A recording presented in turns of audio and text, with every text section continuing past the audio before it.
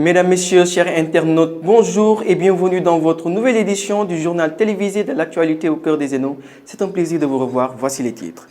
Les étudiants de l'espace numérique ouvert de Keur Massar se sont lancés dans le service à la communauté à cette ère de la pandémie de la Covid-19 pour participer à l'élan de solidarité. L'Université virtuelle du Sénégal a procédé le 8 juin 2020 à la distribution des outils de travail dans les espaces numériques ouverts pour les étudiants de la promotion 7 qui ont suivi avec succès les 3 modules de formation.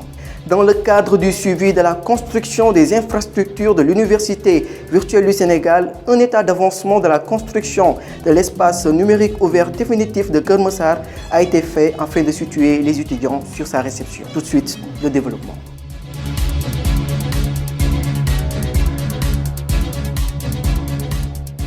Comme souligné dans les titres, à cette période de crise sanitaire, les étudiants de l'espace numérique ouvert de Keur Massar ont encore montré leur élan de solidarité aux Dara de la mosquée de l'Hainaut et aux alentours de la station de Keur Massar en mettant à leur disposition un important lot d'équipements individuels et collectifs et des denrées alimentaires.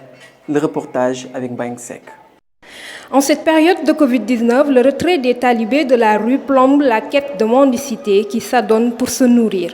Ainsi, une journée de service à sa communauté est organisée le jeudi 28 mai 2020 dont l'Université virtuelle du Sénégal, en particulier l'espace numérique ouvert de Keur Massar, est venue au secours de cette couche vulnérable en leur offrant des denrées alimentaires, masques, gel hydroalcoolique, entre autres. Le service à la communauté, un axiome que l'Université virtuelle du Sénégal prône. Sur ce, un challenge est lancé en ce moment de pandémie dite Covid-19.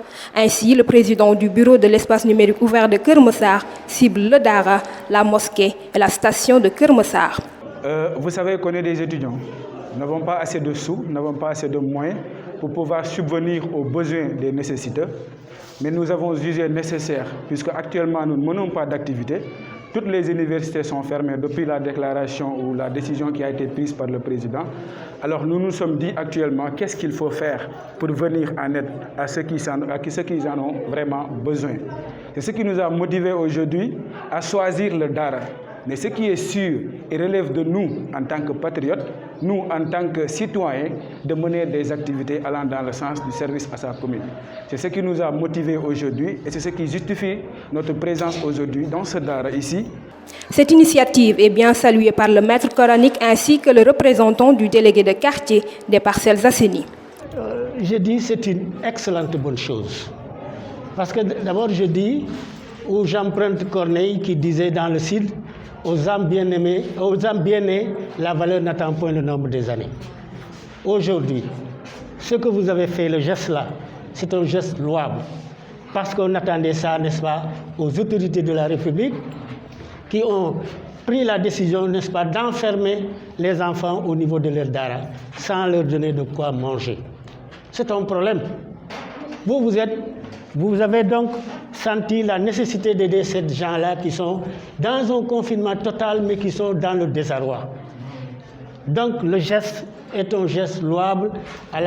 On ne peut même pas, je ne trouve même pas le mot qu'il faut pour désigner le geste aussi louable que ce que vous avez fait aujourd'hui.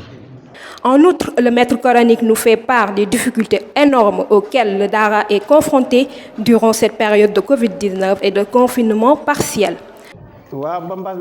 Depuis l'avènement de la Covid-19 au Sénégal, les talibés n'en sortent plus comme édictés par nos autorités. En effet, ils sortaient prendre le déjeuner et le dîner aux alentours du quartier. Parce qu'aucun parent ne paye pour la garde de son enfant, on se débrouillait tout seul pour manger, payer le loyer, payer les factures. D'habitude, je faisais le cumul de l'argent manié par les talibés pour régler nos problèmes. Maintenant, rien n'est possible à cause de cette pandémie. On ne peut que saluer cette belle initiative de votre part. Comme soulignait l'adjoint des délégués de quartier, les talibés avaient l'habitude de quémander pour vivre. Donc si on nous recommande de rester dans les Dara, ça serait très difficile. Conscient de cela, vous avez décidé de nous venir en aide. En nous apportant du riz, de l'huile, sucre. Que Dieu vous bénisse. Enfin, L'aide au Dara constitue une bouffée d'oxygène aux talibés du Dara de Keur Massar qui ne sont pas pris en compte dans la distribution des vivres alloués à la population en temps de pandémie où la résilience doit être renforcée. Une distribution de gel et de masques au niveau de la station met fin à cette belle journée.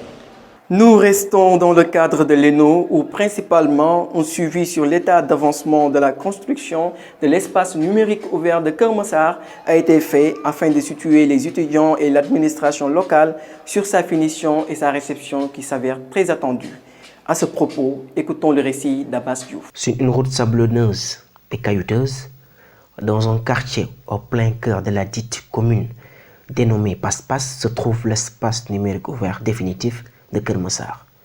Dans un environnement calme, des maisons en chantier, des concessions à petits ménages, avec l'odeur des petites herbes qui poussent en temps d'hivernage à côté de ce somptueux bâtiment. Voici l'atmosphère qui tourne autour de ce temple du savoir.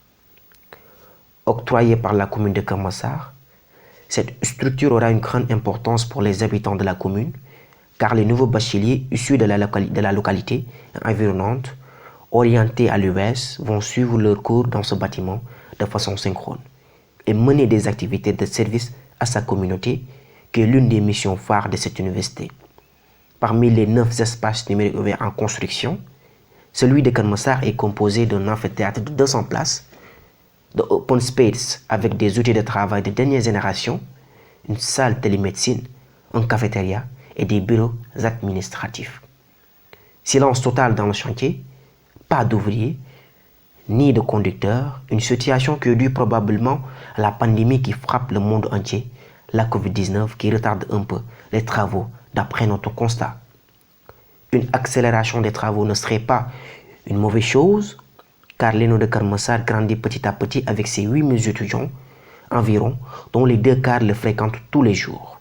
Vu de loin, et l'état d'avancement de ce bâtiment moderne, nous pouvons être optimistes pour l'achèvement de ce bâtiment d'ici la fin de l'année, si tout revient à la normale.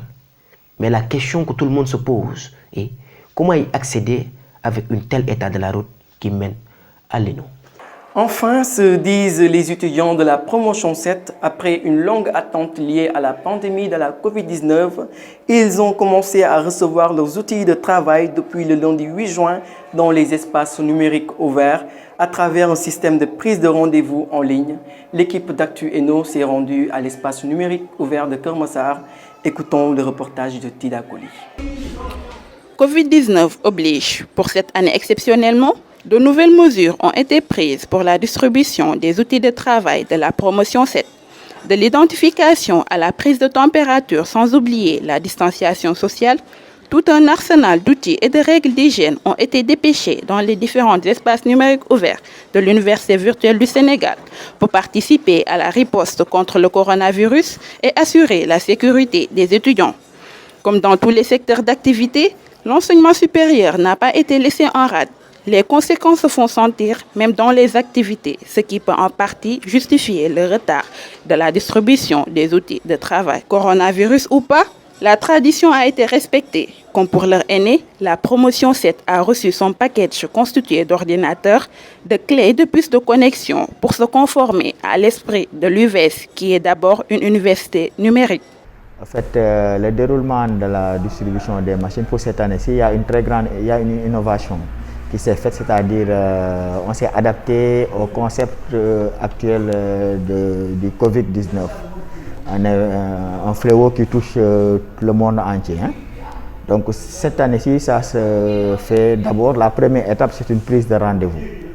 Donc l'avant-première étape même, il y a même avant cette étape-là, une première étape qu'on a déroulée, c'est-à-dire que la localisation des étudiants. Maintenant, une fois que les étudiants ont décliné leur localité, là où ils sont, ils prennent rendez-vous avec le nom le plus proche. Bon, ce qui n'est plus en vigueur actuellement, mais jusqu'à présent, les étudiants qui ont pris des rendez-vous dans des zénos les plus proches, après la validation de ces rendez-vous-là, ils viennent à la date et à l'heure indiquée sur leur prise de rendez-vous pour venir récupérer leurs outils de travail. Les outils de travail, c'est un package, c'est un ordinateur qu'on donne une clé de connexion et une puce de connexion.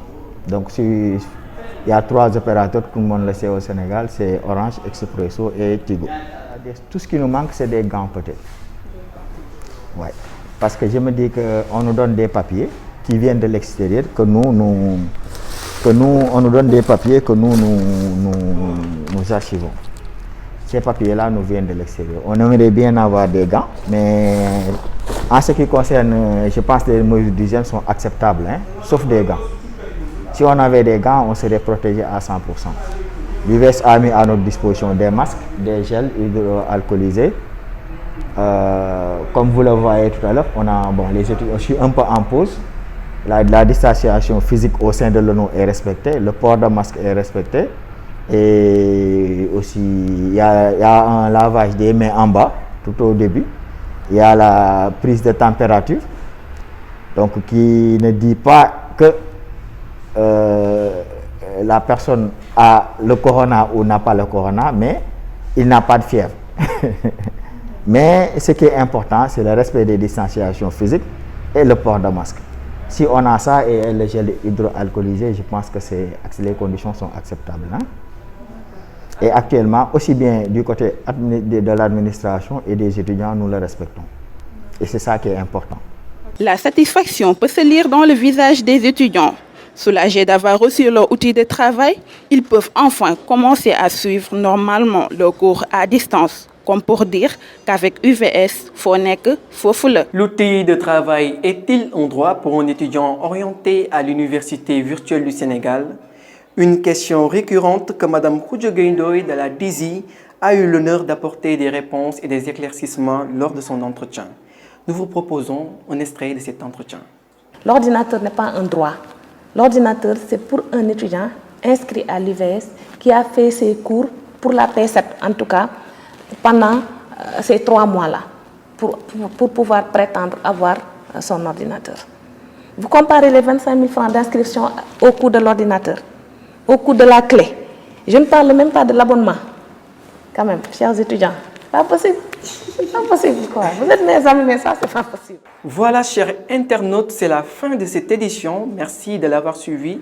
D'ici là, restez connectés sur www.actueno.com pour plus d'informations.